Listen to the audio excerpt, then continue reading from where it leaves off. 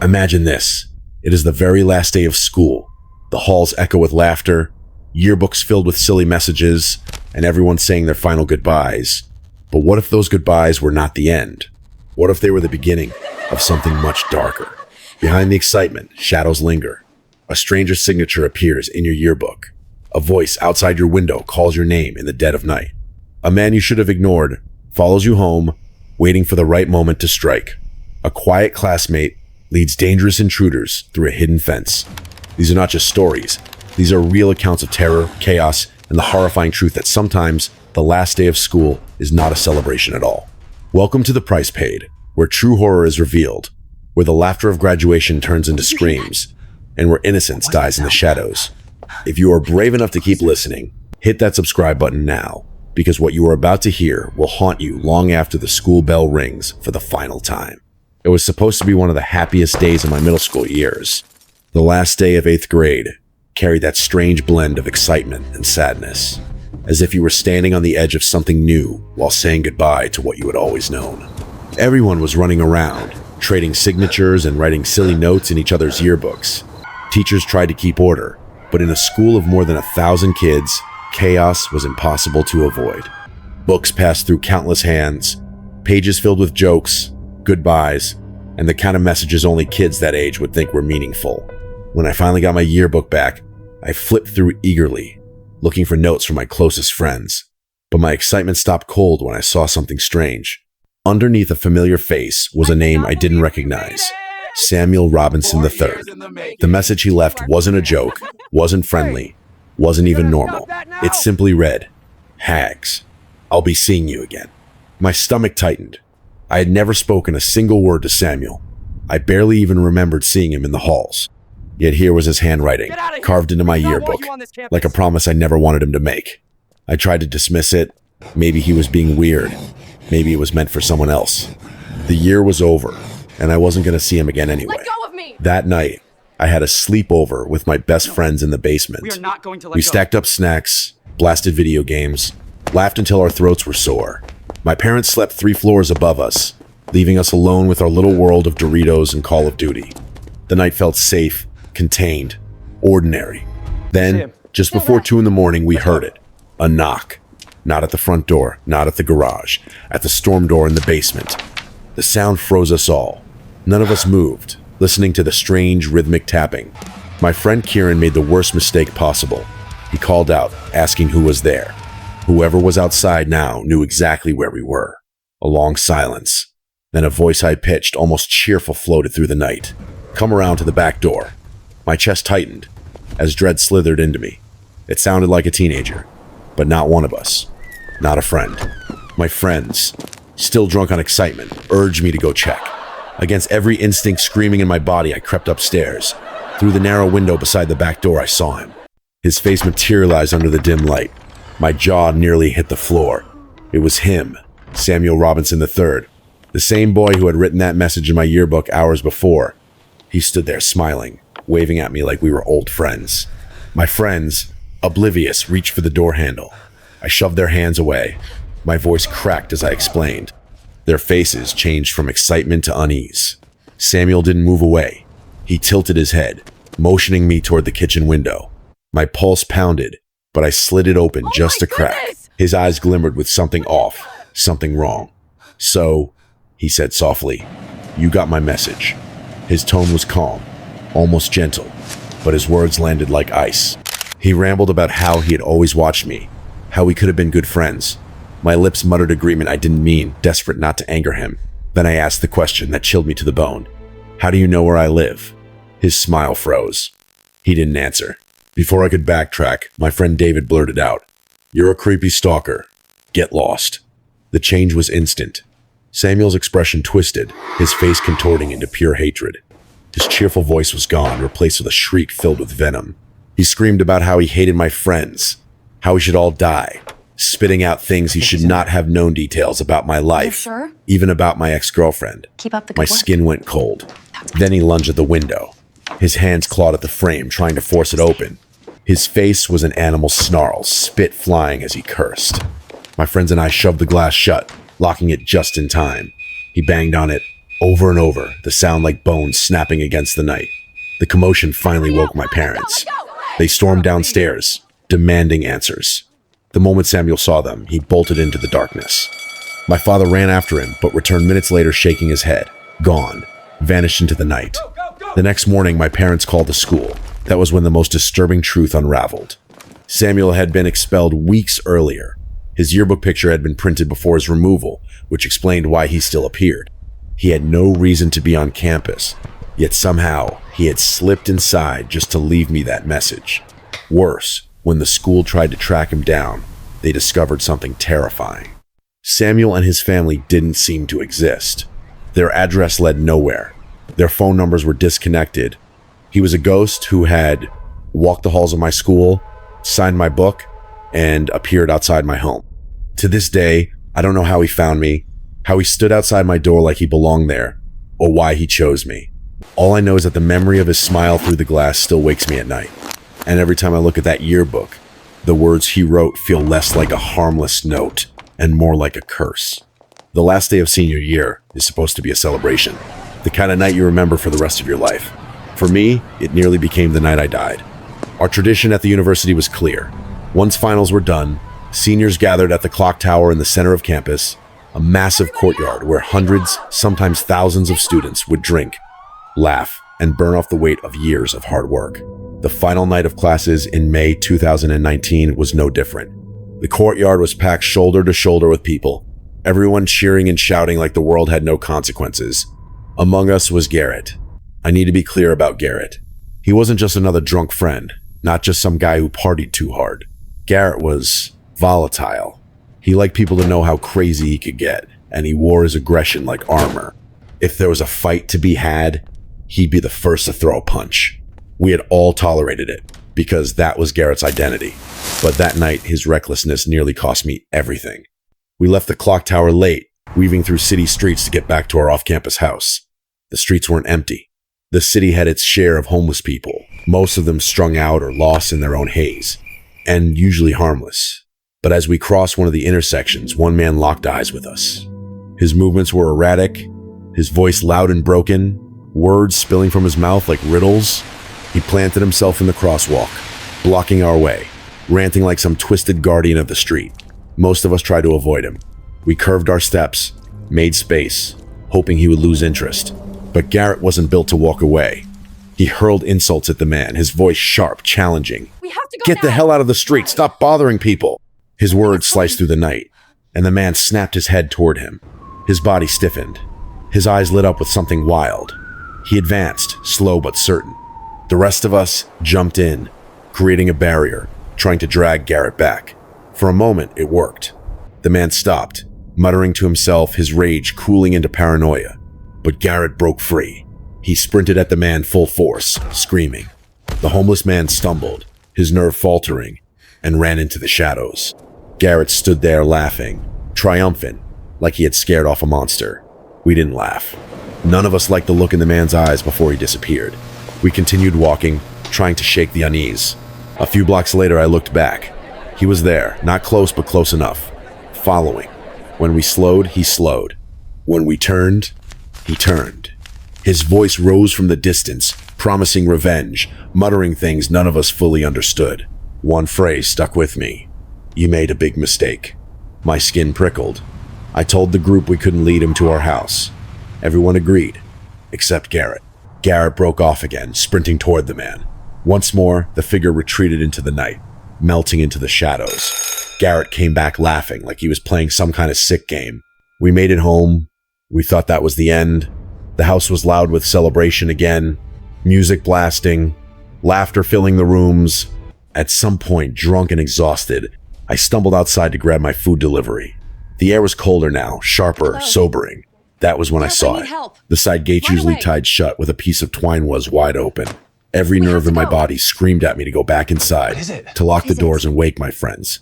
But alcohol and arrogance dulled my instincts. I set my food down and walked toward the backyard. I barely had time to see the darkness ahead before something wrapped tight around my throat. The rope bit into my skin, digging deeper with every desperate breath. My hands clawed at it, my lungs burning. I could hear him behind me, his ragged breathing, his strength pulling tighter and tighter. Panic surged as black dots filled my vision. I thought, this is it. This is where it ends. With the last ounce of energy I had, I threw my legs backward, slamming into his body. He lost his grip, and we both collapsed to the ground. I sucked in air so hard my chest ached, but he wasn't finished. He clawed at my face, nails tearing skin, warm blood streaking down my cheeks. His eyes were wild, burning with something beyond anger, beyond reason. I shoved him off and scrambled to my feet. He staggered, then bolted into the dark, vanishing just as quickly as he had appeared. I stumbled inside, blood dripping, heart hammering like it would burst. My friends froze when they saw me, shock breaking through their drunken haze. Someone finally called the police. At the hospital, doctors stitched me up, gave me shots against diseases.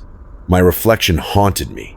Bruised neck, torn face, the marks of a rope that had almost claimed me. The police? They were useless. Too late. Too uninterested. I was leaving the city in a week for graduation. They told me not to worry, as if worry wasn't already carved into my skin. The worst part? My graduation photos. Every single one shows the scars of that night. Thin red lines across my face. Reminders of the man who tried to strangle me in my own backyard. Garrett apologized. Maybe for the first time in his life, swearing he hadn't meant for it to go that far. But apologies don't erase nightmares. That night taught me a brutal truth. Some people out there have nothing to lose. And when you cross them, when you mock them, when you treat them like less than human, they might just wait for the moment you are weakest, and they will strike. Middle school was always a strange place. But there was one boy in my 7th grade class who made everything feel darker. His name was Sven. Even before the final day of school, Sven was the kind of kid who drew uneasy glances. He always sat alone, usually in the far back corner of the classroom, his oversized burgundy hoodie pulled tight around him.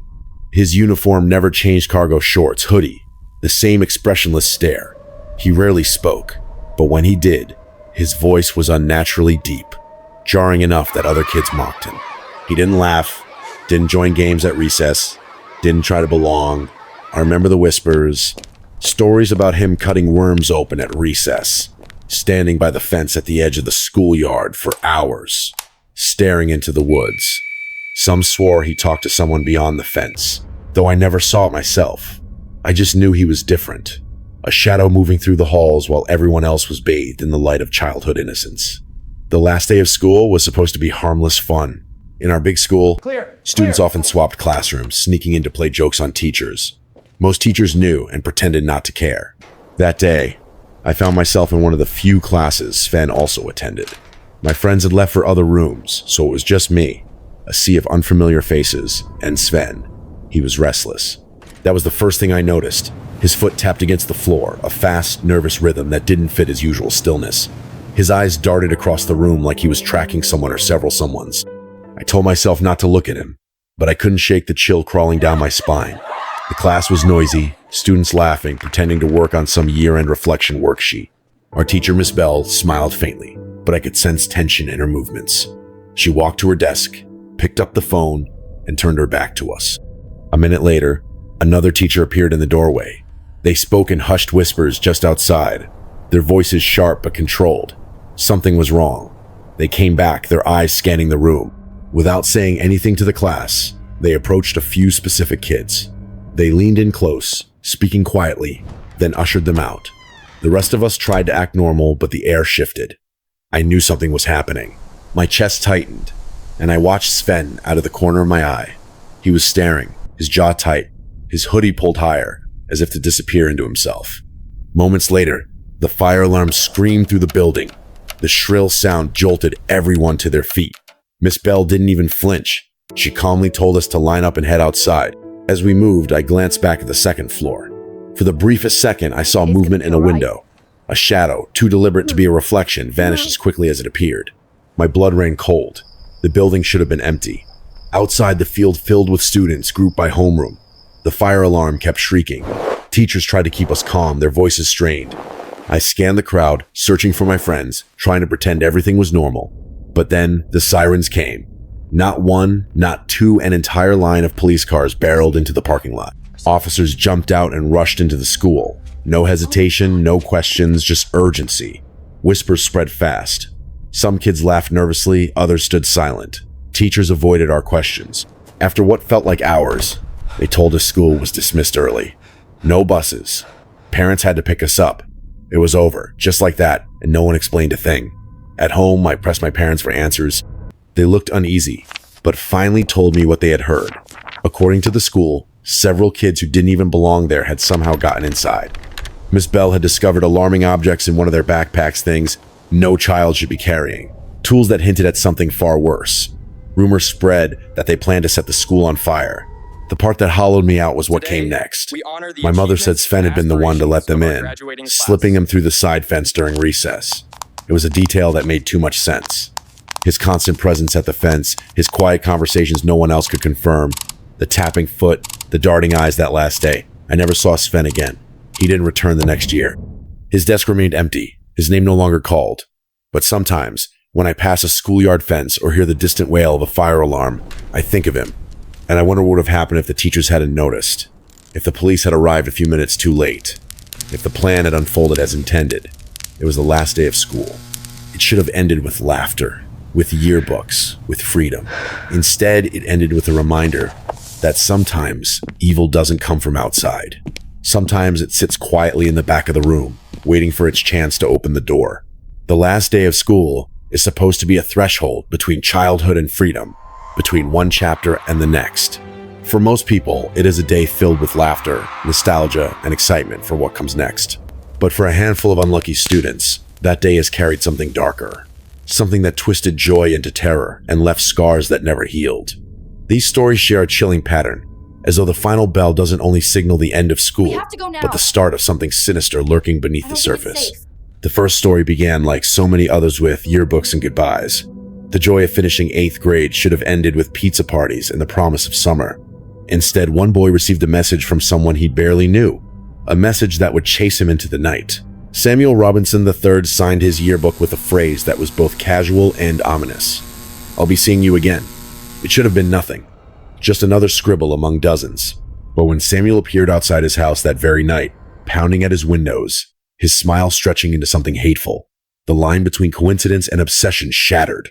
Samuel was not supposed to be there. He had been expelled weeks earlier. He should have been gone. Instead, he lingered, a ghost in the yearbook and a predator outside the door.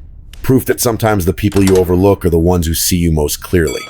The second story carried us further along, to the edge of adulthood, where seniors celebrated their last day of classes in a drunken haze of pride and recklessness.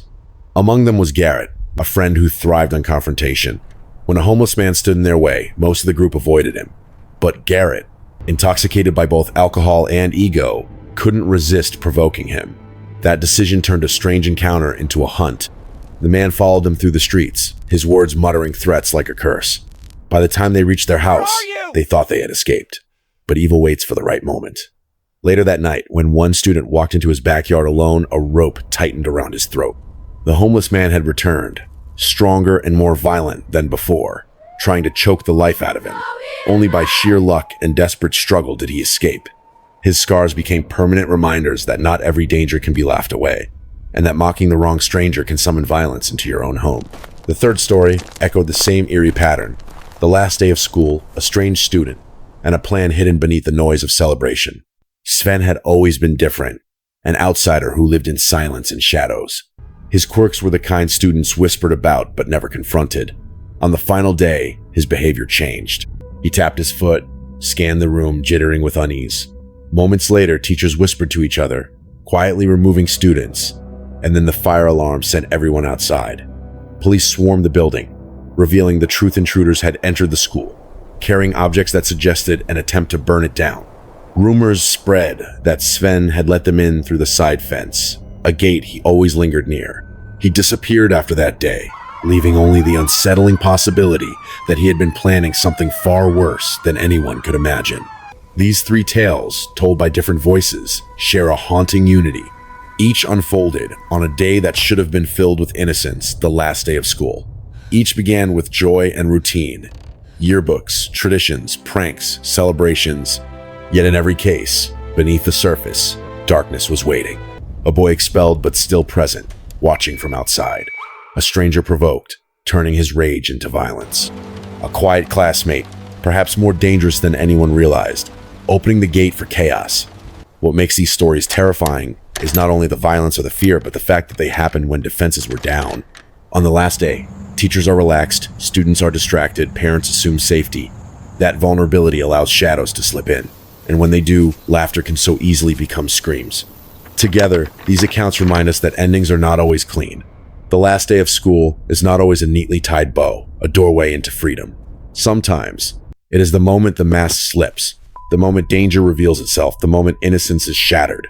It is the day when the people you ignored, whether a boy in a hoodie, a name in a yearbook, or a stranger on the street, show you just how much damage they can cause.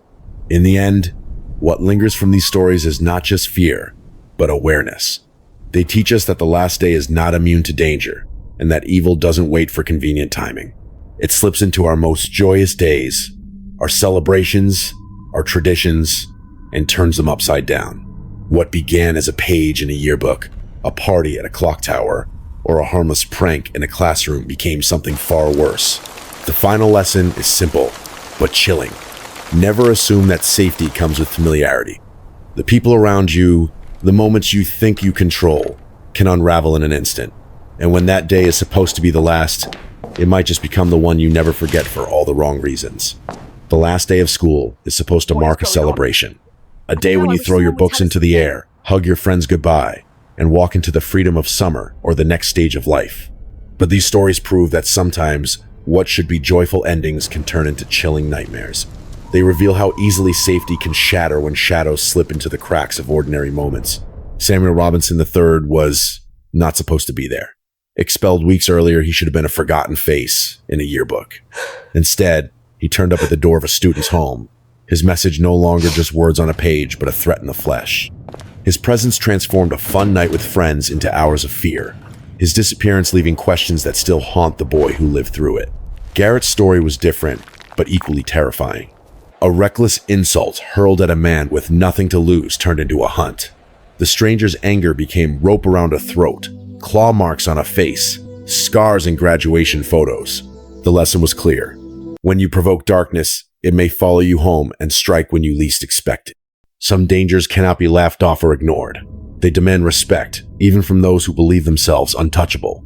And then there was Sven, the quiet boy in the hoodie, standing alone by the fence. On the final day, teachers acted fast enough to prevent disaster, but the rumors that followed painted a disturbing picture. Intruders in the school, alarming objects found in backpacks, a fire drill that may have saved hundreds of lives. Sven never returned, and the uncertainty of his role leaves a shadow heavier than any clear truth could. Together, these stories form a chilling pattern. They remind us that endings are vulnerable moments. Teachers relax, parents assume safety, and students are distracted by joy. But danger thrives in distraction. The last day of school, with its traditions and laughter, can also be the perfect moment for obsession, revenge, or violence to break through. So what do we take from this? Be aware of the people around you, especially the ones who seem out of place. Do not dismiss unsettling behavior as harmless. Trust your instincts and never be afraid to report what feels wrong. Your vigilance might prevent a tragedy. And remember, sometimes the scariest stories are not told around campfires. They happen in hallways, backyards, and classrooms you thought were safe.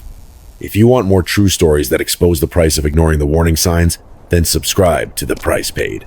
Because the lessons hidden in these tales are not just entertainment, they are warnings. And one day, they might be the difference between walking into summer with joy or never walking out again.